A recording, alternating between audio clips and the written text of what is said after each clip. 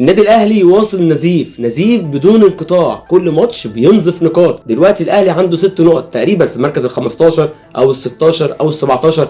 انا ما ببصش تحت لان انا كده ببص فوق. نادي الزمالك في اول الترتيب مركز اول، ملوش دعوه باي حد تحت، لان كمان لو بصيت تحت هتعب جامد لان النادي الاهلي تحت قوي، مش تحت مثلا السابع ولا الثامن. عايز اقول حاجه للنادي الاهلي، هم 7 اللي هينافسوا على الدوري السنه دي، ولا الرابطه تطلع لنا بقرار وتخليهم 10 و15 و6 ينافسوا على الهبوط، او نلغي الهبوط ونعيد من تاني ل 21 على البطل عشان النادي الاهلي يلحق يلم نفسه. تبدا الحكايه اول ما مشي كولر، قاموا جايبين عماد النحاس. اما عماد النحاس ما عرفش يجيب لهم الدوري غير بقرار من رابطه الانديه، راحوا مشوا عماد النحاس وجابوا ريفيرو. قام ريفيرو ملخبط في الفريق واتغلب من بيراميدز، راحوا مشوه وجابوا تاني عماد النحاس، راح عماد النحاس متعادل مع انبي. يا ترى هيمشوا عماد النحاس ويرجعوا ريفيرو، ولا هيجيبوا كولر، ولا هيرجعوا موسيماني؟ النادي الاهلي في ماتش انبي ما شفتش منه اي جمل، اي خطط، بالعكس ده ريفيرو كان افضل بكتير من عماد النحاس.